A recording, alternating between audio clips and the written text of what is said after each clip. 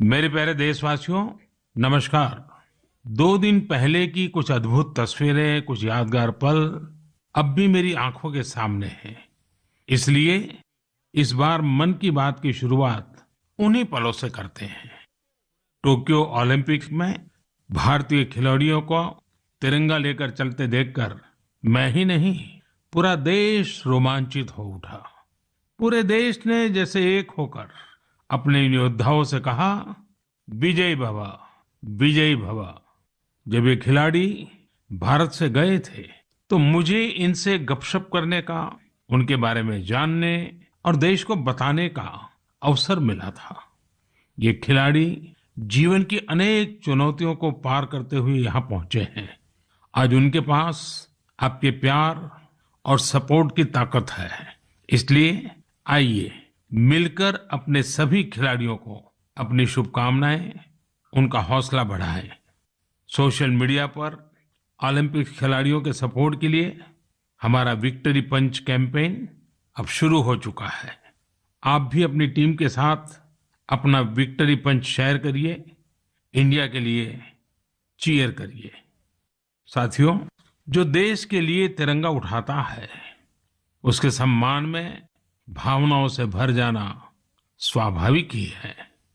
देशभक्ति की ये भावना हम सबको जोड़ती है।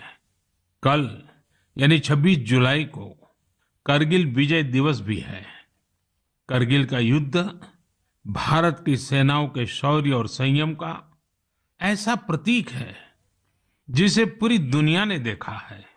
इस बार ये गौरवशाली दिवस भी अमृत महोत्सव के बीच में मनाया जाएगा, इसलिए ये और भी खास हो जाता है।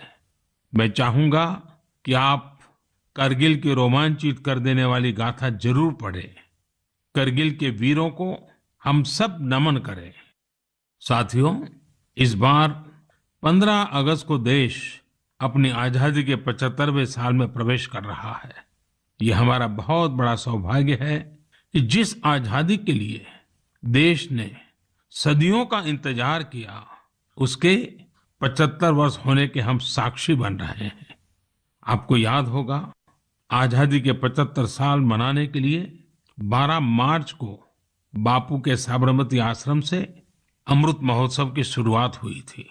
इसी दिन बापू की दांडी यात्रा को भी पुनर्जीवित किया गया था।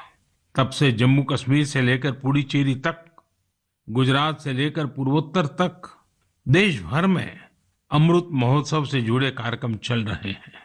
कई ऐसी घटनाएं, ऐसे स्वाधीनता सेनानी जिनका योगदान तो बहुत बड़ा है लेकिन उतनी चर्चा नहीं हो पाई, आज लोग उनके बारे में भी जान पा रहे हैं। अब जैसे मोइरांग डे को ही लीजिए। मणिपुर का छोटा सा कस्बा मोइरांग कभी नेताजी सुभाष चंद्र बोस की इंडियन नेशनल आर्मी यानी आईएनए का एक प्रमुख ठिकाना था। यहाँ आजादी के पहले ही आईएनए के कर्नल शौकत मलिक जी ने झंडा फहराया था। अमृत महोत्सव के दौरान 14 अप्रैल को उसी मोइरांग में एक बार फिर तिरंगा फहराया गया। ऐसे कितने ही स्वाधीनता सेनानी और महापुरुष हैं जिन्हें अमृत महोत्सव में देश याद कर रहा है। सरकार और सामाजिक संगठनों की तरफ से भी लगातार इससे जुड़े कार्यक्रम आयोजित किए जा रहे हैं। ऐसा ही एक आयोजन इस बार 15 अगस्त को होने जा रहा है। ये एक प्रयास है राष्ट्रगान से जुड़ा हुआ। सांस्कृतिक मंत्रालय की कोशिश है कि इस दिन ज्यादा से ज्यादा भारतवासी मिलकर राष्ट्रगान गाएं। इसके लिए एक वेबसाइट भी बनाई गई है, राष्ट्रगान.in। इस वेबसाइट की मदद से आप राष्ट्रगान गाकर उसे रिकॉर्ड कर पाएंगे, इस अभियान से जुड़ पाएंगे। मुझे उम्मीद है आप इस अनोखी पहल से जरूर जुड़ेंगे। इसी तरह के बहुत सारे अभियान, बहुत सारे प्रयास आपको आने वाले दिनों में देखने को मिलेंगे। अमृत महोत्सव किसी सरकार का कार्यक्रम नहीं, किसी राजनीतिक दल का कार्यक्रम नहीं, यह कोटि कोटि भारतवासियों का कार्यक्रम है। हर स्वतंत्र और कृतज्ञ भारतीय का अपने स्वतंत्रता सेनानियों को नमन है। और इस महोत्सव की मूल भावना का विस्तार तो बहुत विशाल है। ये भावना है अपने स्वाधीनता सेनानियों के मार्ग पर चलना, उनके सपनों का देश बनाना। जैसे देश की आजादी के मतवाले स्वतंत्रता के लिए एकजुट हो गए थे, वैसे ही हमें देश के विकास के लिए एकजुट होना है। हमें देश के लिए जीना है, देश के लिए काम करना है। और इसमें छोटे छोटे प्रयास भी बड़े नतीजे ला देते हैं। रोज के कामकाज करते हुए भी हम राष्ट्र निर्माण कर सकते हैं। जैसे वोकल फॉर लोकल, हमारे देश के स्थानीय उद्यमियों, आर्टिस्टों, शिल्पकारों, बुनकरों को सपोर्ट करना हमारे सहज स्वभाव में होना चाहिए।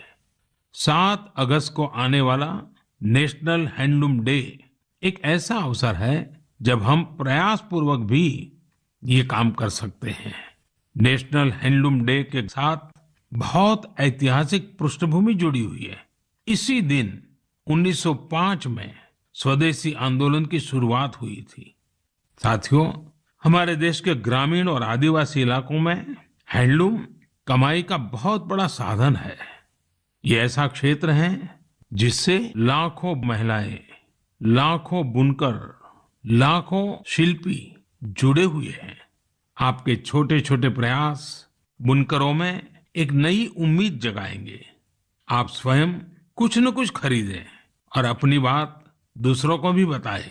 और जब हम आजादी के 75 साल मना रहे हैं, तब तो इतना करना हमारी जिम्मेवारी बनती ही है भाइयों। आपने देखा होगा, साल 2014 के बाद से ही मन की बात में हम अक्सर खादी की बात करते हैं। ये आपका ही प्रयास है कि आज देश में खादी की बिक्री कई गुना बढ़ गई है। क्या कोई सोच सकता था कि खादी के किसी स्टोर से एक दिन में 1 करोड़ रुपए से अधिक की बिक्री हो सकती है? लेकिन आपने ये भी कर दिखाया है। आप जब भी कहीं पर खादी का कुछ खरीदते हैं तो इसका लाभ हमारे गरीब बुनकर भाइयों बहनों को ही होता है। इसलिए खादी खरीदना एक तरह से जन सेवा भी है, देश सेवा भी है। मेरा आपसे आग्रह है कि आप सभी मेरे प्यारे भाइयों बहनों, ग्रामीण इलाकों में बन रहे हैंडलूम प्रोडक्ट्स जरूर खरीदें और उसे #myhandloom_mypride के साथ शेयर करें। साथियों, बात जब आजादी के आंदोलन और खादी की हो तो पूज्य बापू का स्मरण होना स्वाभाविक है। जैसे बापू के नेतृत्व में भारत छोड़ो आंदोलन चला था, वैसे ही आज हर देशवासी को भारत जोड़ो आंदोलन का नेतृत्व करना है। ये हमारा कर्तव्य है कि हम अपना काम ऐसे करें जो विविधताओं से हमारे भारत को जोड़ने में मददगार हो। तो आइए हम अमृत महोत्सव को ये अमृत संकल्प लें कि देश ही हमारी सबसे बड़ी आस्था, सबसे बड़ी प्राथमिकता बना रहेगा। नेशन फर्स्ट, ऑलवेज फर्स्ट के मंत्र के साथ ही हमें आगे बढ़ना है। मेरे प्यारे देशवासियों, आज मैं मन की बात सुन रहे मेरे युवा साथियों का विशेष आभार व्यक्त करना चाहता हूं। अभी कुछ दिन पहले ही माय गॉव की ओर से मन की बात के श्रोताओं को लेकर एक स्टडी की गई थी। इस स्टडी में ये देखा गया कि मन की बात के लिए संदेश और सुझाव भेजने वालों में प्रमुखतः कौन लोग हैं। स्टडी के बाद ये जानकारी सामने आई कि संदेश और सुझाव भेजने वालों में से करीब करीब 75% लोग 35 वर्ष की आयु से कम के होते हैं। यानी भारत की युवा शक्ति के सुझाव मन की बात को दिशा दे रहे हैं। मैं इसे बहुत अच्छे संकेत के रूप में देखता हूं। मन की बात एक ऐसा माध्यम है जहां सकारात्मकता है, संवेदनशीलता है। मन की बात में हम पॉजिटिव बातें करते हैं। इसका कैरेक्टर कलेक्टिव है। सकारात्मक विचारों और सुझावों के लिए भारत के युवाओं की ये सक्रियता मुझे आनंदित करती है। मुझे इस बात की भी खुशी है कि मन की बात के माध्यम से मुझे युवाओं के मन को भी जानने का अवसर मिलता है। साथियों, आप लोगों से मिले सुझाव ही मन की बात की असली ताकत है। आपके सुझाव ही मन की बात के माध्यम से भारत की विविधता को प्रकट करते हैं, भारतवासियों के सेवा और त्याग की खुशबू को चारों दिशाओं में फैलाते हैं, हमारे मेहनत कश युवाओं के इनोवेशन से सबको प्रेरित करते हैं। मन की बात में आप कई तरह के आइडियाज भेजते हैं, हम सभी पर तो चर्चा नहीं कर पाते, लेकिन उनमें से बहुत से आइडियाज को मैं संबंधित विभागों को जरूर भेजता हूं ताकि उन पर आगे काम किया जा सके। साथियों, मैं आपको साई प्रणीत जी के प्रयासों के बारे में बताना चाहता हूं। साई प्रणीत जी एक सॉफ्टवेयर इंजीनियर है, आंध्र प्रदेश के रहने वाले हैं। पिछले वर्ष उन्होंने देखा कि उनके यहाँ मौसम की मार की वजह से किसानों को काफी नुकसान उठाना पड़ा था। मौसम विज्ञान में उनकी दिलचस्पी बरसों से थी, इसलिए उन्होंने अपनी दिलचस्पी और अपने टैलेंट को किसानों की भलाई के लिए इस्तेमाल करने का फैसला किया। अब वे अलग अलग डेटा सोर्सेज से वेदर डेटा खरीदते हैं, उसका विश्लेषण करते हैं और स्थानीय भाषा में अलग अलग माध्यमों से किसानों के पास जरूरी जानकारी पहुंचाते हैं। वेदर अपडेट्स के अलावा प्रणीत जी अलग अलग क्लाइमेट कंडीशंस में लोगों को क्या करना चाहिए गाइडेंस भी देते हैं। खासकर बाढ़ से बचने के लिए या फिर तूफान या बिजली गिरने पर कैसे बचा जाए, इस बारे में भी वो लोगों को बताते हैं। साथियों, एक और इस नौजवान सॉफ्टवेयर इंजीनियर का ये प्रयास दिल को छूने वाला है, तो दूसरी ओर हमारे एक साथी के द्वारा किया जा रहा टेक्नोलॉजी का उपयोग भी आपको अचंभित कर देगा। ये साथी हैं ओडिशा के संबलपुर जिले के एक गांव में रहने वाले श्रीमान इसाक मुंडा जी। इसाक जी कभी एक दिहाड़ी मजदूर के रूप में काम करते थे, लेकिन अब वे एक इंटरनेट सेंसेशन बन गए हैं। अपने यूट्यूब चैनल से वो काफी रुपये कमा रहे हैं। वे अपने वीडियोस में स्थानीय व्यंजन, पारंपरिक खाना बनाने के तरीके, अपने गांव, अपनी लाइफस्टाइल, परिवार और खान पान की आदतों को प्रमुखता से दिखाते हैं। एक यूट्यूबर के रूप में उनकी यात्रा मार्च 2020 में शुरू हुई थी, जब उन्होंने ओडिशा के मशहूर स्थानीय व्यंजन पखाल से जुड़ा एक वीडियो पोस्ट किया था। तब से वे सैकड़ों वीडियो पोस्ट कर चुके हैं। उनका यह प्रयास कई कारणों से सबसे अलग है, खासकर इसलिए कि इससे शहरों में रहने वाले लोगों को वो जीवन शैली देखने का अवसर मिलता है जिसके बारे में वे बहुत कुछ नहीं जानते। इसाक मुंडा जी कल्चर और कुजिन दोनों को बराबर मिलाकर के सेलिब्रेट कर रहे हैं और हम सबको प्रेरणा भी दे रहे हैं। साथियों, जब हम टेक्नोलॉजी की चर्चा कर रहे हैं तो मैं एक और इंटरेस्टिंग विषय की चर्चा करना चाहता हूँ। आपने हाल फिलहाल में पढ़ा होगा, देखा होगा कि आईआईटी मद्रास के एलुमनी द्वारा स्थापित एक स्टार्टअप ने एक 3D प्रिंटेड हाउस बनाया है। 3D प्रिंटिंग करके घर का निर्माण, आखिर ये हुआ कैसे? दरअसल इस स्टार्टअप ने सबसे पहले 3D प्रिंटर में एक 3 डायमेंशनल डिजाइन को फीड किया और फिर एक विशेष प्रकार के कंक्रीट के माध्यम से लेयर बाय लेयर एक 3D स्ट्रक्चर फैब्रिकेट कर दिया।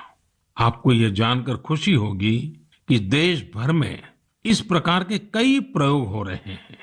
एक समय था जब छोटे छोटे कंस्ट्रक्शन के काम में भी वर्षों लग जाते थे, लेकिन आज टेक्नोलॉजी की वजह से भारत में स्थिति बदल रही है।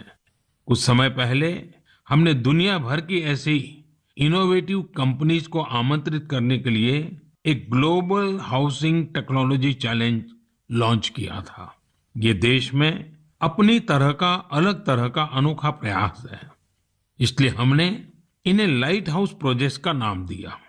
फिलहाल देश में 6 अलग अलग जगहों पर लाइट हाउस प्रोजेक्ट्स पर तेजी से काम चल रहा है।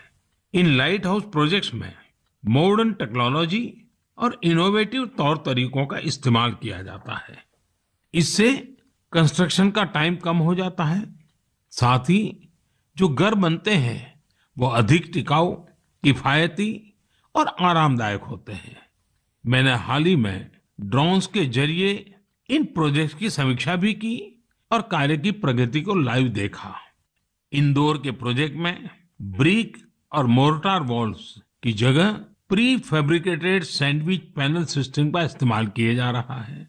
राजकोट में लाइट हाउस फ्रेंच टेक्नोलॉजी से बनाए जा रहे हैं, जिनमें टनल के जरिए मोनोलिथिक कंक्रीट कंस्ट्रक्शन टेक्नोलॉजी का इस्तेमाल हो रहा है। इस टेक्नोलॉजी से बने घर आपदाओं का सामना करने में कहीं अधिक सक्षम होंगे। चेन्नई में अमेरिका और फिनलैंड की technologies precast concrete system का उपयोग किया जा रहा है। इससे मकान जल्दी भी बनेंगे और लागत भी कम आएगी। रांची में जर्मनी के 3D कंस्ट्रक्शन सिस्टम का प्रयोग करके घर बनाए जाएंगे। इसमें हर कमरे को अलग से बनाया जाएगा, फिर पूरे स्ट्रक्चर को उसी तरह जोड़ा जाएगा जैसे ब्लॉक टॉयज को जोड़ा जाता है।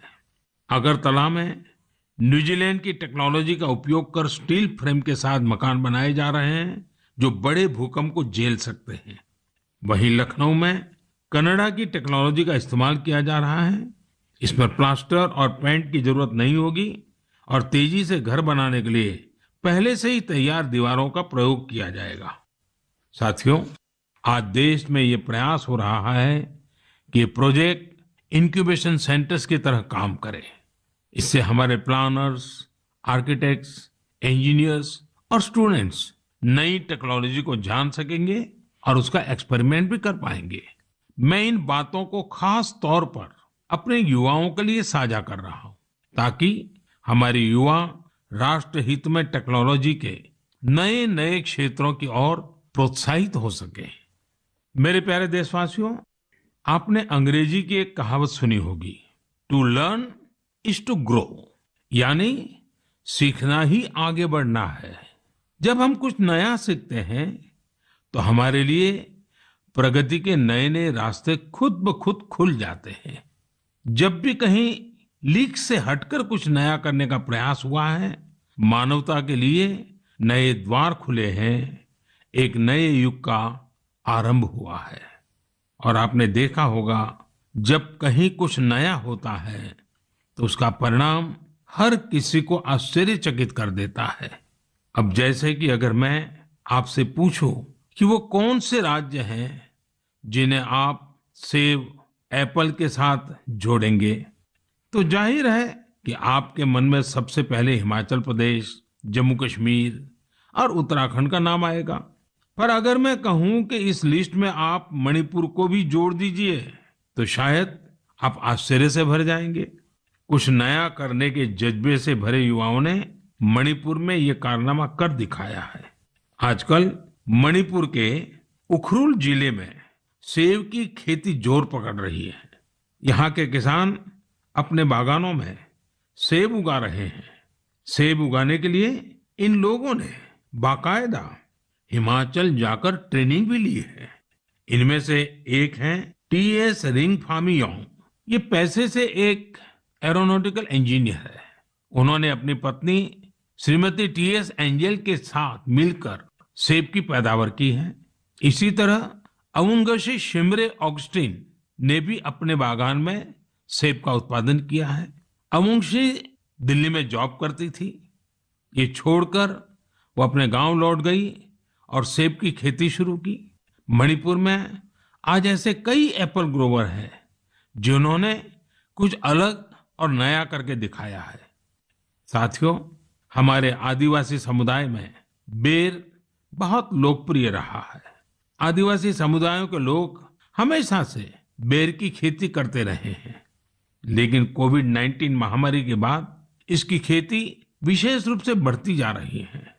त्रिपुरा के उनाकोटी के ऐसे ही 32 साल के मेरे युवा साथी हैं विक्रमजीत चकमा।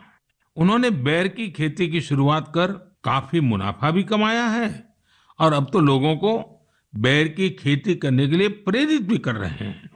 राज्य सरकार भी ऐसे लोगों की मदद के लिए आगे आई है। सरकार द्वारा इसके लिए कई विशेष नर्सरी बनाई गई है ताकि बेर की खेती से जुड़े लोगों की मांग पूरी की जा सके। खेती में इनोवेशन हो रहे हैं तो खेती के बाय प्रोडक्ट्स में भी क्रिएटिविटी देखने को मिल रही है। साथियों, मुझे उत्तर प्रदेश के लखीमपुर खीरी में किए गए एक प्रयास के बारे में भी पता चला है। कोविड के दौरान ही लखीमपुर खीरी में एक अनोखी पहल हुई है। वहां महिलाओं को केले के बेकार तनों से फाइबर बनाने की ट्रेनिंग देने का काम शुरू किया गया। वेस्ट में से बेस्ट करने का मार्ग। केले के तने को काटकर मशीन की मदद से बनाना फाइबर तैयार किया जाता है, जो जूट या सन की तरह होता है। इस फाइबर से हैंडबैग, चटाई, दरी, कितनी ही चीजें बनाई जाती हैं। इससे एक तो फसल के कचरे का इस्तेमाल शुरू हो गया, वहीं दूसरी तरफ गांव में रहने वाली हमारी बहनों बेटियों को आय का एक और साधन मिल गया। बनाना फाइबर के इस काम से एक स्थानीय महिला को 400 से 600 रुपये प्रतिदिन की कमाई हो जाती है। लखीमपुर खीरी में सैकड़ों एकड़ जमीन पर केले की खेती होती है। केले की फसल के बाद आमतौर पर किसानों को इसके तने को फेंकने के लिए अलग से खर्च करना पड़ता था। अब उनके पैसे भी बच जाते हैं, यानी आम के आम गुठलियों के दाम। ये कहावत यहाँ बिल्कुल सटीक बैठती है। साथियों, एक और बनाना फाइबर से प्रोडक्ट्स बनाए जा रहे हैं, वहीं दूसरी तरफ केले के आटे से डोसा और गुलाब जामुन जैसे स्वादिष्ट व्यंजन भी बन रहे हैं। कर्नाटक के उत्तर कन्नड़ और दक्षिण कन्नड़ जिलों में महिलाएं यह अनूठा कार्य कर रही हैं। ये शुरुआत भी कोरोना काल में ही हुई है। इन महिलाओं ने न सिर्फ केले के आटे से डोसा, गुलाब जामुन जैसी चीजें बनाई, बल्कि इनकी तस्वीरों को सोशल मीडिया पर शेयर भी किया है। जब ज्यादा लोगों को केले के आटे के बारे में पता चला, तो उसकी डिमांड भी बढ़ी और इन महिलाओं की आमदनी भी। लखीमपुर खीरी की तरह यहाँ भी इस इनोवेटिव आइडिया को महिलाएं ही लीड कर रही हैं। साथियों, ऐसे उदाहरण जीवन में कुछ नया करने की प्रेरणा बन जाते हैं। आपके आसपास भी ऐसे अनेक लोग होंगे। जब आपका परिवार मन की बातें कर रहा हो, तो आप इन्हें भी अपनी गपशप का हिस्सा बनाइए। कभी समय निकालकर बच्चों के साथ ऐसे प्रयासों को देखने भी जाइए, और अवसर मिल जाए तो खुद भी ऐसा कुछ कर दिखाइए। और हाँ, यह सब आप मेरे साथ नमो ऐप या माईगोव पर साझा करेंगे तो मुझे और अच्छा लगेगा। मेरे प्यारे देशवासियों, हमारे संस्कृत ग्रंथों में एक श्लोक है, आत्मार्थम जीवलोके अस्मिन् को न जीवति ही मानवः परम परोपकार्थम यो जीवति स जीवति। अर्थात अपने लिए तो संसार में हर कोई जीता है, लेकिन वास्तव में वही व्यक्ति जीता है जो परोपकार के लिए जीता है। भारत माँ के बेटे बेटियों के परोपकार के प्रयासों की बातें, यही तो मन की बात है। आज भी ऐसे ही कुछ और साथियों के बारे में हम बात करते हैं। एक साथी चंडीगढ़ शहर के हैं। चंडीगढ़ में मैं भी कुछ वर्षों तक रह चुका हूँ। यह बहुत खुशमिजाज और खूबसूरत शहर है। यहाँ रहने वाले लोग भी दिलदार हैं। और हाँ, अगर आप खाने के शौकीन हो तो यहाँ आपको और आनंद आएगा। इसी चंडीगढ़ के सेक्टर 29 में संजय राणा जी फूड स्टॉल चलाते हैं और साइकिल पर छोले भटूरे बेचते हैं। एक दिन उनकी बेटी रिद्धिमा और भतीजी रिया एक आइडिया के साथ उनके पास आई। दोनों ने उनसे कोविड वैक्सीन लगवाने वालों को फ्री में छोले भटूरे खिलाने को कहा। वे इसके लिए खुशी खुशी तैयार हो गए। उन्होंने तुरंत ये अच्छा और नेक प्रयास शुरू भी कर दिया। संजय राणा जी के छोले भटूरे मुफ्त में खाने के लिए आपको दिखाना पड़ेगा कि आपने उसी दिन वैक्सीन लगवाई है। वैक्सीन का मैसेज दिखाते ही वे आपको स्वादिष्ट छोले भटूरे दे देंगे। कहते हैं, समाज की भलाई के काम के लिए पैसे से ज्यादा सेवा भाव, कर्तव्य भाव की ज्यादा आवश्यकता होती है। हमारे संजय भाई इसी को सही साबित कर रहे हैं। साथियों, ऐसे ही एक और काम की चर्चा आज करना चाहूंगा। ये काम हो रहा है तमिलनाडु के नीलगिरी में। वहां राधिका शास्त्री जी ने एम्बुरेक्स प्रोजेक्ट की शुरुआत की है। इस प्रोजेक्ट का मकसद है पहाड़ी इलाकों में मरीजों को इलाज के लिए आसान ट्रांसपोर्ट उपलब्ध कराना। राधिका कुन्नूर में एक कैफे चलाती हैं। उन्होंने अपने कैफे के साथियों से एम्बुरेक्स के लिए फंड जुटाया।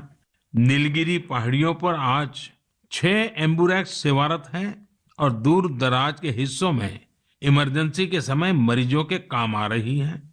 एम्बुरेक्स में stretcher, oxygen cylinder, first aid box जैसी कई चीजों की व्यवस्था है। साथियों, संजय जी हो या राधिका जी, इनके उदाहरणों से पता चलता है कि हम अपना कार्य, अपना व्यवसाय, नौकरी करते करते भी सेवा के कार्य कर सकते हैं। साथियों, कुछ दिन पहले एक बहुत ही इंटरेस्टिंग और बहुत ही इमोशनल इवेंट हुआ, जिससे भारत जॉर्जिया मैत्री को नई मजबूती मिली। इस समारोह में भारत ने सेंट क्वीन केटेवान के होली रेलिक यानी उनके पवित्र स्मृति चिन्ह को जॉर्जिया की सरकार और वहां की जनता को सौंपा। इसके लिए हमारे विदेश मंत्री स्वयं वहां गए थे। बहुत ही भावुक माहौल में हुए इस समारोह में जॉर्जिया के राष्ट्रपति, प्रधानमंत्री, अनेक धर्मगुरु और बड़ी संख्या में जॉर्जिया के लोग उपस्थित थे। इस कार्यक्रम में भारत की प्रशंसा में जो शब्द कहे गए वो बहुत ही यादगार है। इस एक समारोह ने दोनों देशों के साथ ही गोवा और जॉर्जिया के बीच के संबंधों को भी और प्रगाढ़ कर दिया है।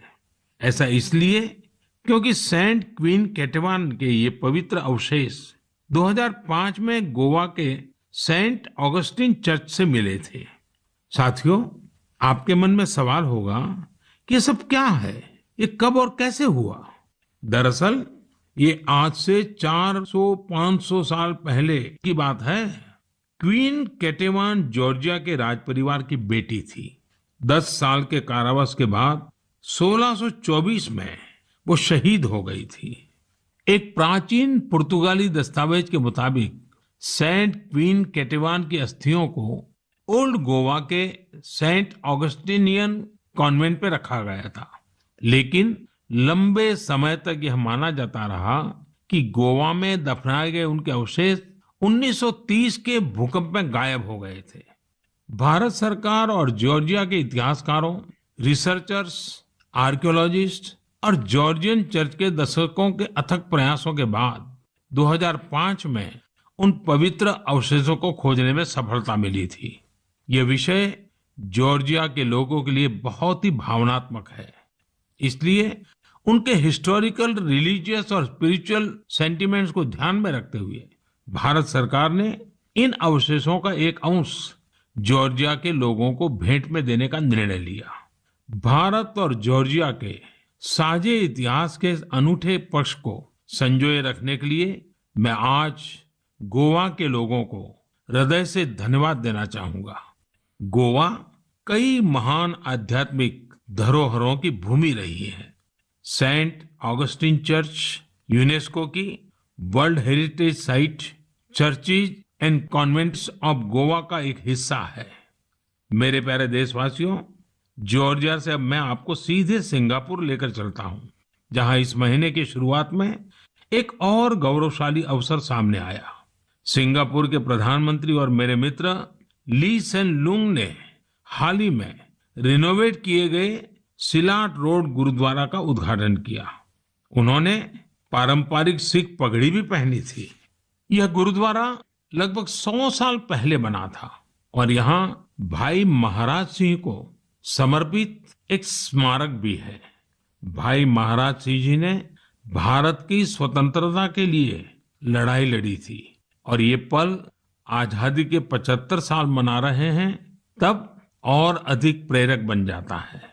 दो देशों के बीच पीपल टू पीपल कनेक्ट, उसे मजबूती ऐसी ही बातों, ऐसे ही प्रयासों से मिलती है। इनसे यह भी पता चलता है कि सौहार्दपूर्ण माहौल में रहने और एक दूसरे की संस्कृति को समझने का कितना महत्व है। मेरे प्यारे देशवासियों, आज मन की बात में हमने अनेक विषयों की चर्चा की। एक और विषय है जो मेरे दिल के बहुत करीब है। ये विषय है जल संरक्षण का। मेरा बचपन जहाँ गुजरा, वहाँ पानी की हमेशा से किल्लत रहती थी। हम लोग बारिश के लिए तरसते थे और इसलिए पानी की एक एक बूंद बचाना हमारे संस्कारों का हिस्सा रहा है। अब जनभागीदारी से जल संरक्षण, इस मंत्र ने वहाँ की तस्वीर बदल दी है। पानी की एक एक बूंद को बचाना, पानी की किसी भी प्रकार की बर्बादी को रोकना, ये हमारी जीवन शैली का एक सहज हिस्सा बन जाना चाहिए। हमारे परिवारों की ऐसी परंपरा बन जानी चाहिए जिससे हर एक सदस्य को गर्व हो। साथियों, प्रकृति और पर्यावरण की रक्षा भारत के सांस्कृतिक जीवन में, हमारे दैनिक जीवन में रचा बसा हुआ है।